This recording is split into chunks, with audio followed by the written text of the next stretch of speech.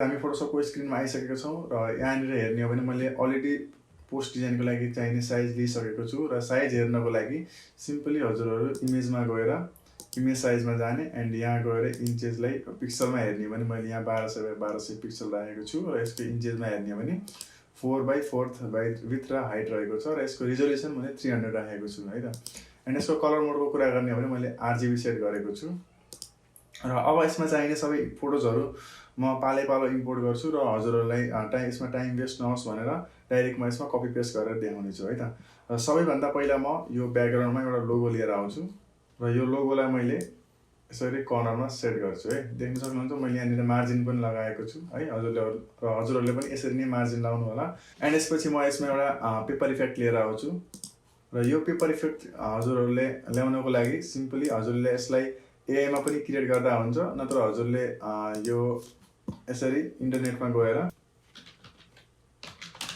Paper vector PNG भनेर हजुरले search गर्नुभयो भने हजुरहरूलाई यसरी अनलिमिटेड फोटोजहरू देखिन्छ र यसबाट हजुरहरूले जुनसुकै हजुरलाई सुइटेबल लागेको इमेजेसहरू मजाले डाउनलोड अथवा कपी पेस्ट गरेर काम गर्न सक्नुहुन्छ है त। त्यसै गरी नै मैले यसमा फोटोसपमा लिएर आएको छु यो। यसलाई पहिला म यसरी सेट गर्छु है र सेट गरेपछि यसलाई म अगेन एकचोटि फेरि कपी गरेर यसरी माथि लैजान्छु र यसलाई म यसरी लोगोको मुनि राख्छु है त। एन्ड यसलाई अलिकति यहाँबाट रोटेट गर्छु।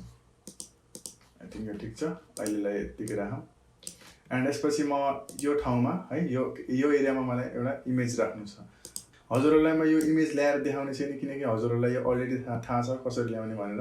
यदि हजुरहरू फोटोसपमा एकदमै नयाँ हुनुहुन्छ भने मेरो प्रिभियस भिडियोजहरू पनि हेर्नु होला।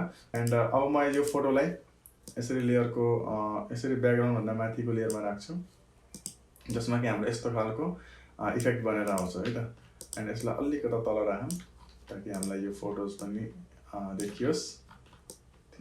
यति ठिक छ। एन्ड यसपछि म यसमा टेक्स्टहरू इफेक्ट अथवा यसमा म टेक्स्टहरू लिएर आउँछु किनकि यो डिजाइन मैले अलरेडी बनाइसकेको है र त्यही डिजाइनलाई मैले यसमा हजुरहरूलाई गराएर देखाएको छु कि यो चिज कसरी गर्ने भनेर। जस्ट हजुरले टेक्स्ट लेखिदिए भयो। एन्ड लेखिसकेपछि यसको टेक्स्टको कुरा गर्दाखेरि यहाँनिर टेक्स्ट मैले पपी लिएको छु बोल्ड्स है फन्ट। यसरी हामीले अलाइनमेन्ट गर्नुपर्ने हुन्छ र सेपलाई पनि मैले यसरी यहाँनिर एडजस्ट गरेर राख्छु। अब यो सेप कसरी बनाउने भनेर हजुरलाई सायद भन्नु पर्दैन होला। यो सेपमा हामीले यसरी नै क्रिएट गर्न सकिन्छ र क्रिएट गरिसकेपछि यता राइट साइडतिर हाम्रो प्रोपर्टी बार ओपन हुन्छ र यसमा मैले यहाँनिर लिङ्क गरेको छु है। यहाँनिर मैले यसमा चारवटै कर्नरलाई लिङ्क गरेको छु। यदि मैले यसमा एकतिरको कर्नरलाई राउन्ड गरेँ भने अटोमेटिक चारैतिर चाहिँ यसरी राउन्ड हुन्छ है त। ल आई थिङ्क हजुरले यो बुझिसक्नुभयो होला। यसलाई म डिलिट गर्छु। एन्ड यसमा म यो ठिक छ। एन्ड यसपछि म माथिपट्टि टेक्स्ट ल्याउँछु। यो ठिक छ। यसलाई यहाँनिर सेट गरौँ लोगोको सिधा है यसरी। ल यो ठिक पनि सेट भयो। त्यसपछि अब तलपट्टि चाहिँ म पेन टुलले एउटा यसरी सेप बनाउँछु जसमा कि मलाई कन्ट्याक्टहरू राख्न सजिलो होस्। त्यसको लागि पहिला एउटा इमेज लिएर आउँछु एउटा गर्ललाई। एन्ड यो इफेक्टलाई अलिकति माथि राखौँ। यति ठिक छ। यसलाई लक लगाइदिउँ। एन्ड यतिलाई यति माथि राखौँ। यो ठिक छ। एन्ड यसले पनि यसलाई डिनोट गरेको छ। एन्ड म यसमा सर्कल लिएर आउँछु है र यसभित्र मैले फोटोलाई ल्याएर क्लिपिङ पेस्ट र क्लिपिङ मास्क गर्नको लागि राइट क्लिक गरेर क्लिपिङ मास्क गर्ने ख्याल गर्नु होला। सेपको माथिपट्टि हुनुपर्छ है फोटो। यसलाई यहाँनिर राखौँ। एन्ड यो यसको मुनि होस्। यसलाई पनि लगभग यतिको अराउन्ड ठिक छ। यसलाई मैले यहाँनिर राख्छु यसरी। यहाँसम्म भयो। एन्ड यसपछि म यसमा पेन टुलले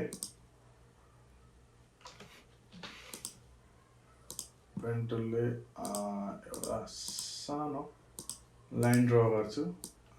दुई राखौँ। यो ठिक छ। यहाँबाट यहाँसम्म यसको फिललाई अफ, स्ट्रोकलाई अन, 2 ठिक होला, 2 ठिक छ। अनि यसको कर्नरलाई पनि मैले राउन्डिङमा राख्छु र अझै एउटा बनाऊँ यस्तै यहाँनिर ठिक छ भनौँ, कन्ट्रोल क्लिक यहाँबाट यहाँसम्म, ल यो ठिक छ। एन्ड यसमा म अरू केही गर्दिनँ। अब तलपट्टि चाहिँ यस्तै मैले एउटा सेप ड्र गर्छु पेन टुलको हेल्पले।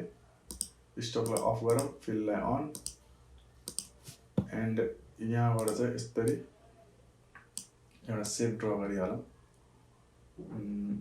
यसरी। यदि हजुरहरूले पेन टुल चलाउन जान्नुभएको छैन भने मेरो प्रिभियस भिडियोमा देख्न सक्नुहुन्छ, अथवा यो भिडियोको एन्डमा पनि मैले हजुरलाई पेन टुलको ट्युटोरियल राखिदिन्छु, त्यसबाट पनि हजुरहरूलाई केही हेल्प हुन्छ।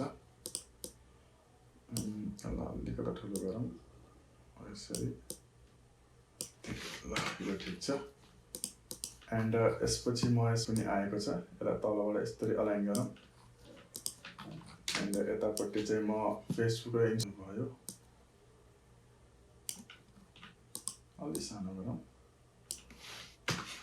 यति ठिक छ।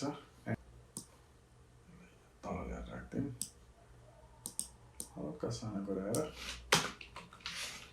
यो ठिक छ।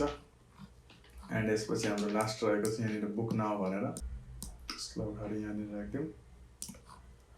एन्ड तलपट्टि यसैलाई नै युज गरौँ न, यसलाई म फिल अफ ब्ल्याक राखिदिउँ, 3 ठिक होला। एन्ड यसको विन्डोमा गएर प्रपर्टी, र प्रपर्टीमा गइसकेपछि यसलाई राउन्ड गराउँछु म 500,